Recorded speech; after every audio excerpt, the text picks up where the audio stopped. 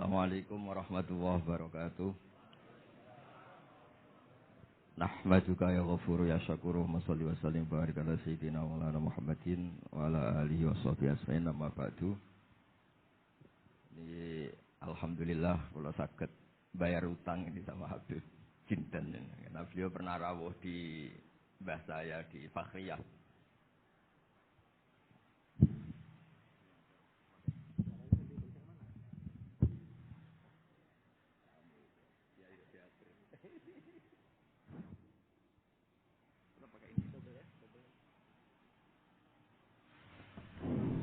Cukup.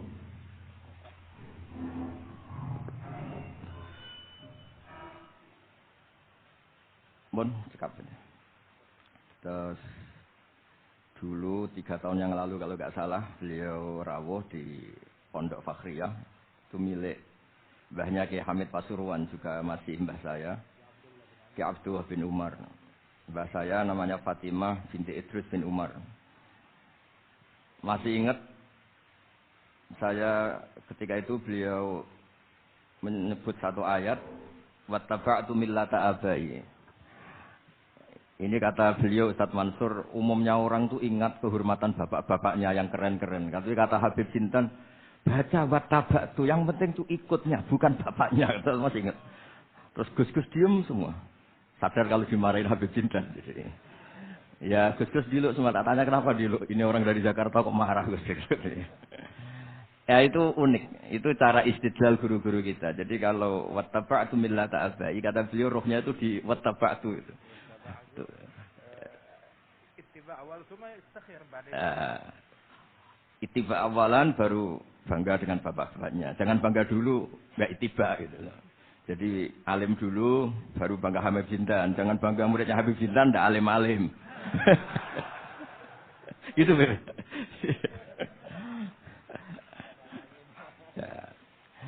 Jadi memang saya secara sengaja cerita sanad ini saya baca Mas Jamal ya, panggilannya apa? Mas Jamal ya. Pertama saya baca Al-Iqdul Farid, ini karangannya Said Muhammad bin Alawi. Di sini saya baca supaya barokah dari karangannya Sayyid Muhammad. Di antara orang yang beliau sebut dari ulama Indonesia, beliau ngendikan Al-Habib Al-Mu'ammar Ali bin Abdurrahman bin Abdillah Al-Habsyi. Wal Habib, ya Kuitang ini Bebe. Ya, jadi juga. Ya, ini juga zat beliau dari omnya Wal Habib Ali bin Husain bin Muhammad Al-Attas, Sahibitat. Wal Habib Hamid bin Muhammad bin Salim Asyiri. Wal Habib Muhammad bin Ahmad bin Zain Al-Haddad. Wal Habib Syekh bin Salim bin Umar Al-Attas. Nah, ini Wal Habib Salim bin Ahmad bin Jinten bin Syekh Abu Bakar bin Salim. Ini kitab karangannya Sayyid Muhammad bin Alawi. Terus ketika beliau cerita Sanad Ad-Darimi, Sunan Ad-Darimi, beliau ngendikan Arwi Sunan Ad-Darimi anis Sayyid Salim bin Jiddan, Alian anil Habib Utsman bin Abdullah bin Akil bin Yahya Al-Alawi, Mufti Batawi. Ya, An Utsman bin Hasan Ad-Dimyati anil Amir Al-Kabir.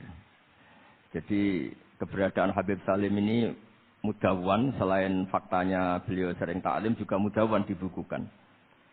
Saya pernah hormat kholnya Syekhona Khalil. Di situ di antara manaqibnya ditulis min ajalli ta'lamidihi Salim Al-Habib An-Nasib Salim Maula Jinten, itu Alu Jinten disebut situ. Jadi ini bukan cerita untuk tafakhur, bukan untuk fakhriyah, tapi ini memang fakta untuk fakhriyah. Karena pondoknya Buyuta juga namanya fakhriyah juga. Ya, minal fakhriyah ilal fakhriyah kata.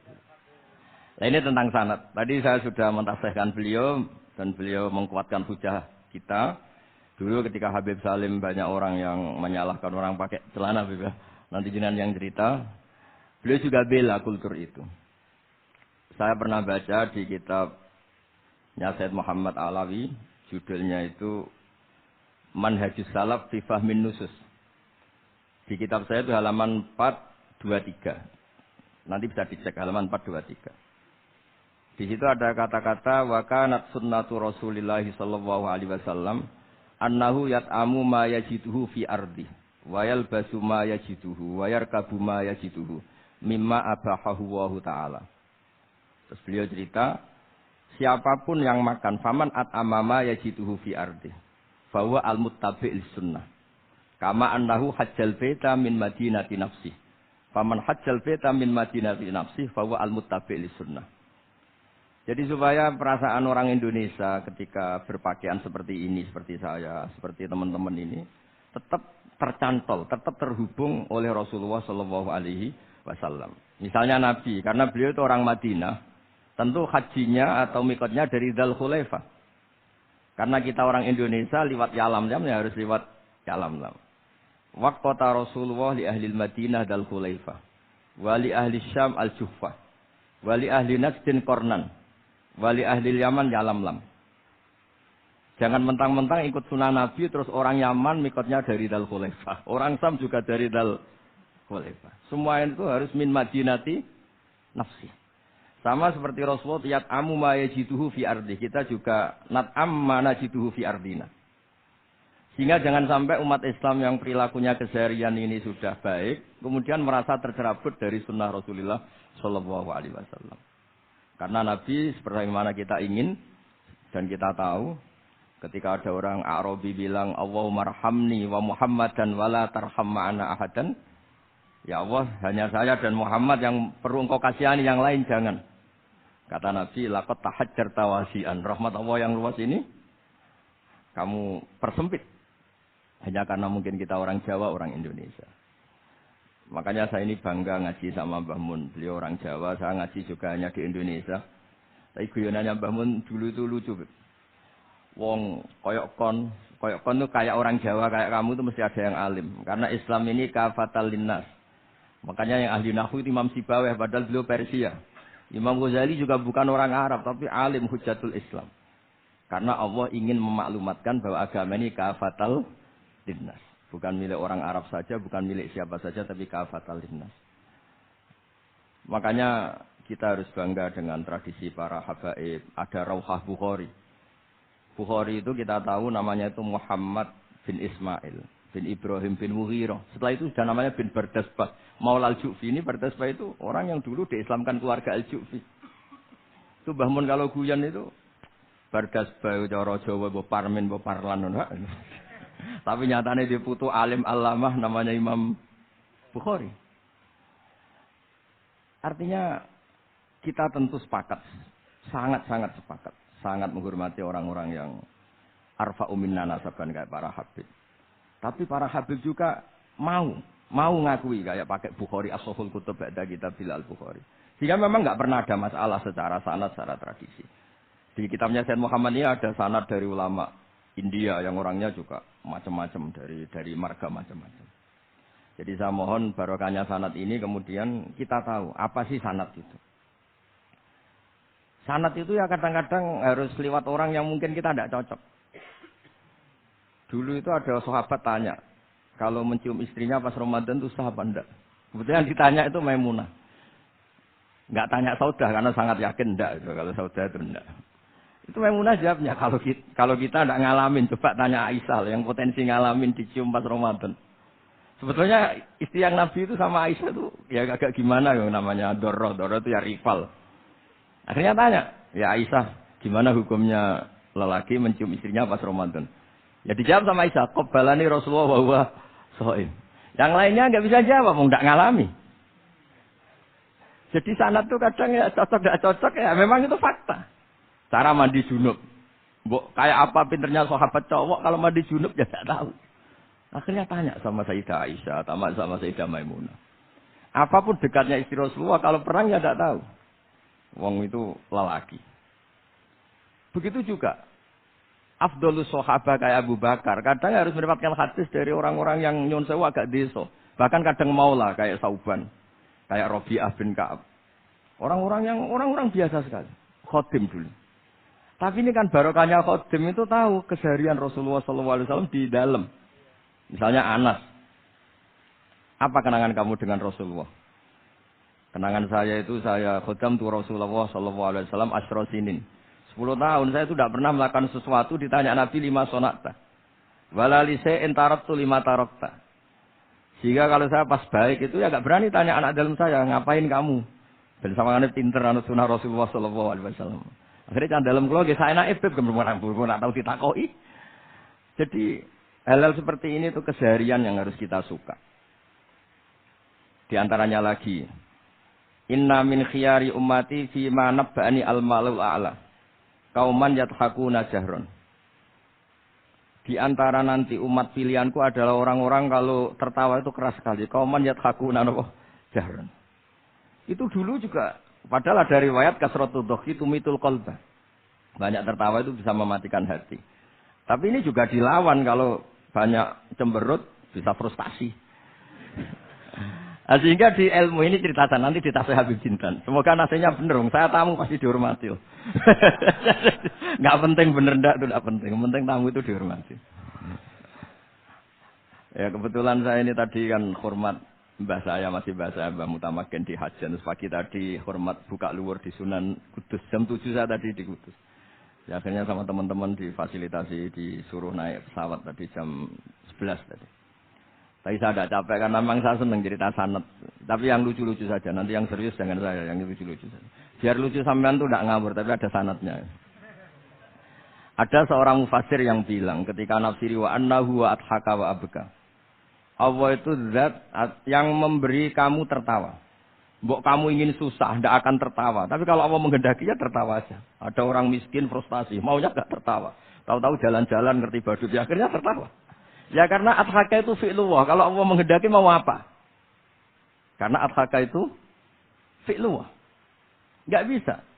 Orang yang baru seneng kayak apa, nggak ingin nangis. Tapi kalau Allah menghendaki wa abka, dinangiskan ya tetap menangis. Wa anna wa adhaka wa abka. Karena kita ini semua adalah objek oleh kudrahnya Allah Subhanahu wa ta'ala. Saya itu sebenarnya paling tidak ingin ngaji bareng Habib loh. Selain kalah nasab ya kalah ganteng. Ya tapi ditakdir mau apa?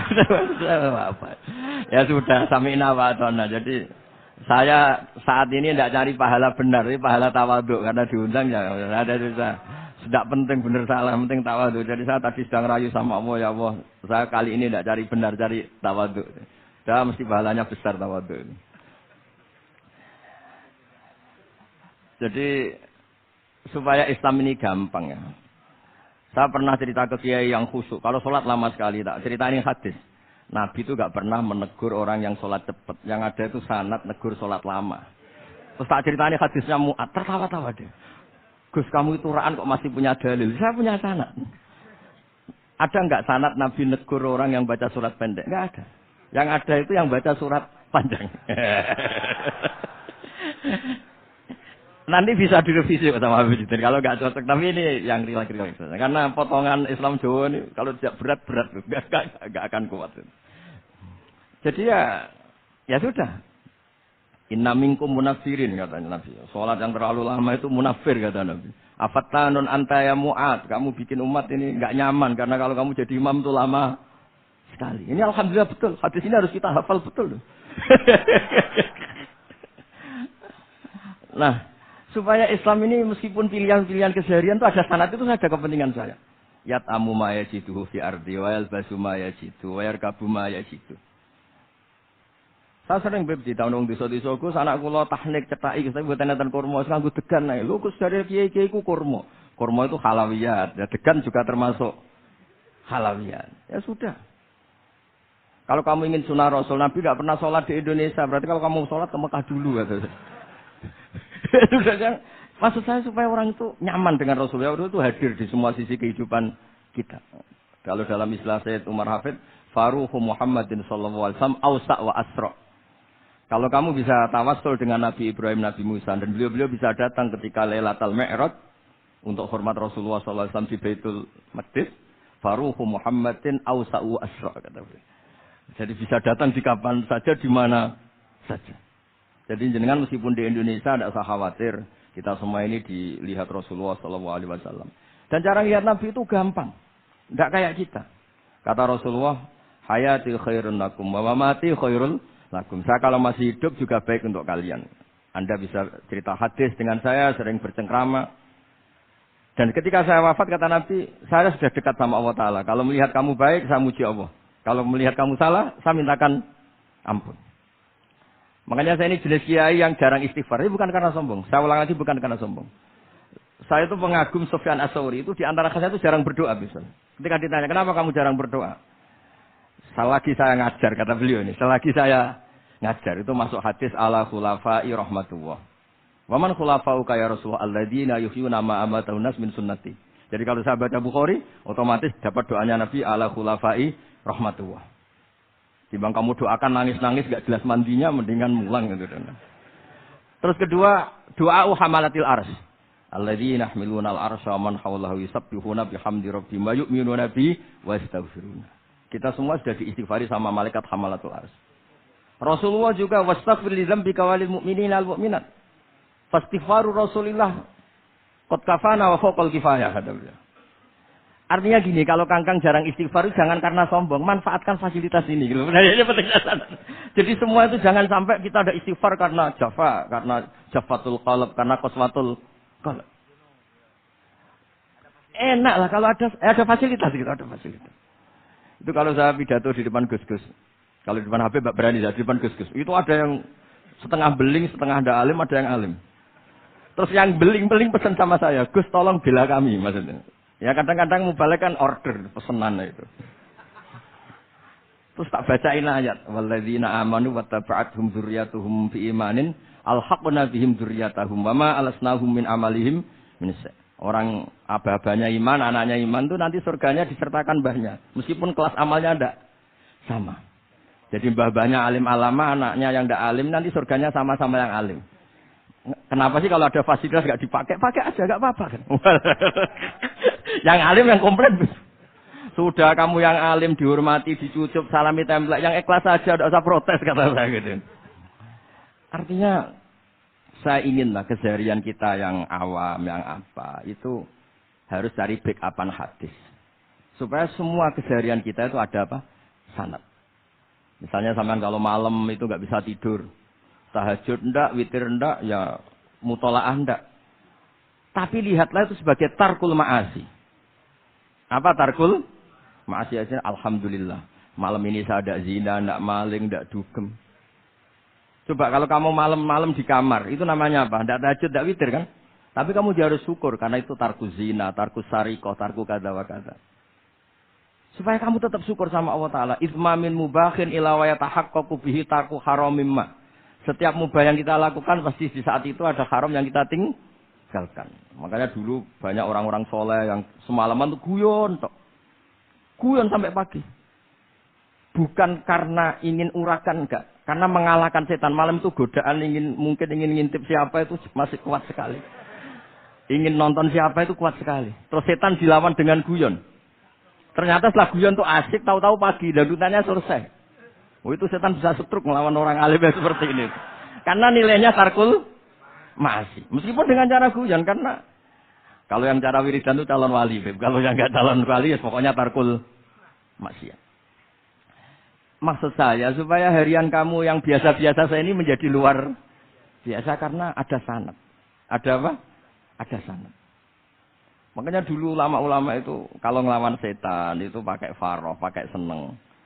Karena setan itu paling senang kalau melihat orang mukmin susah.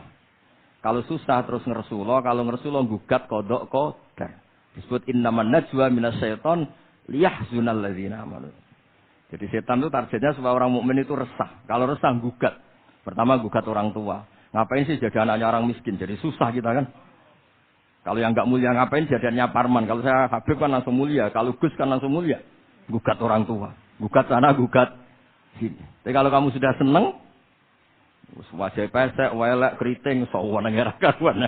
Karena mengagugat siapa-siapa. Ya sudah yang kebaik kul bi fadlillah bi rahmati fa bidzalika falyafrahu. Jadi saya ingin semua itu senang bi fadlillah bi rahmati yang rileks, yang saya ini kalau nuruti capek-capek. Tadi malam saya di Mbah Mutamakin, tadi pagi hormat Sunan Kudus. Tadi naik pesawat datang mandi langsung hormat. Kalau itu dihitung capek. Tapi kalau dihitung senang ketemu Habib Jintan, ketemu jenengan. Kesempatan seperti ini enggak gampang. Ya sudah selesai. Makanya ini latihan ya, latihan terus. Saya ulang lagi apa? Latihan terus supaya Islam itu ada di semua sisi hidup kita. Tuh, saya pernah sering cerita di mana-mana itu. Ada wali itu istrinya cerewetnya bukan main. Wah itu semua muridnya sudah tak biayai kamu cerai, nanti tak ganti istri yang lebih baik lebih. Enggak mau cerai alasannya apa? Ini wanita bahaya sekali. Kalau sampai dinikah orang lain, kasihan orang lain dapat musibahnya. Biar saya aja yang ngalami, kata wali itu.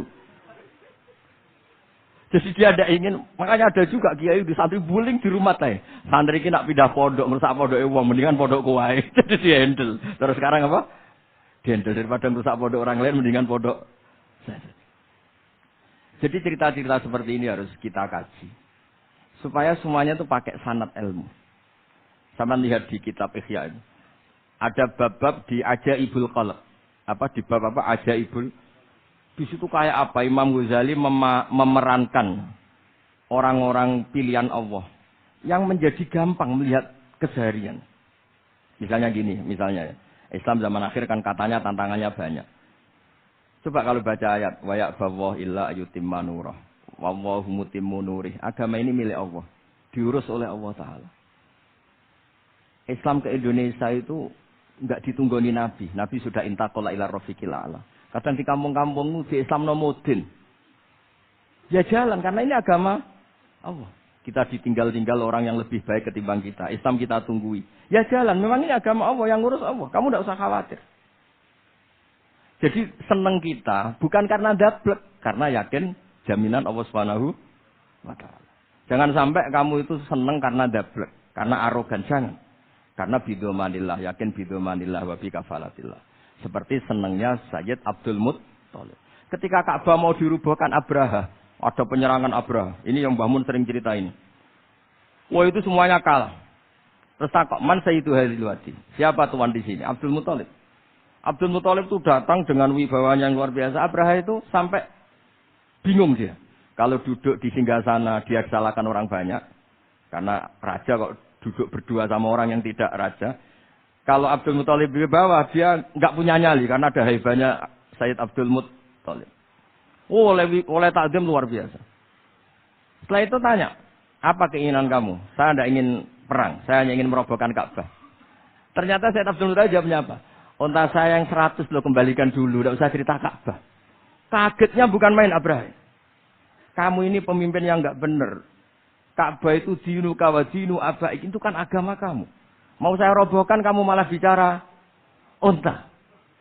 Ini kamu itu pemimpin model apa? Jadi saya nyesal hormat kamu. Ternyata kamu mental kamu hanya mikir apa? Unta. Tapi jamnya Abdul Muttalib itu unik. Inna lihadal bait rabban hamaluk. Unta itu milik saya, kembalikan dulu. Kalau Ka'bah itu milik Allah, nanti diurus yang punya. jadi dibalik seenaknya itu ada tauhid yang luar biasa. Makanya saya termasuk kiai yang nggak susah kalau mau mati. Kalau mau mati, mati aja. Saya udah mikir kalau setelah saya ini agama gimana ya, gak gimana-mana. Agamanya Allah Ta'ala. Jadi dibalik. Ya secara lahir kan seenaknya. Ternyata innalihadal bait rabbana amal. Kabeh itu ada yang punya. Nanti biar diurus yang punya. Nah maksud saya kalau jenengan ini kan insya Allah dablek semua. Kawin ya nggak mikir. Istri saya nanti makan apa. Ya kan? Masa depan kamu ya tidak dipikirkan, warisan nggak punya apa-apa, nggak punya ya sudahlah. Bukan karena dablek, karena tawa. Itu saja pokoknya saya ingin ngomong. Pokoknya perilaku Anda keseharian itu jadi energi to'at. Ya, perilaku keseharian Anda ini jadi energi apa? Itu saja. Barokahnya kamu ngaji napa sana. Itu dulu ada ulama, miskin sekali. Itu tiap pagi datang ke gunung paling tinggi, terus dia duduk itu agak-agak angkuh itu. Siapa yang lebih raja ketimbang saya? Terus ditanya, kamu tidak raja kok merasa ukuran raja itu tidak ada yang berani nyuruh.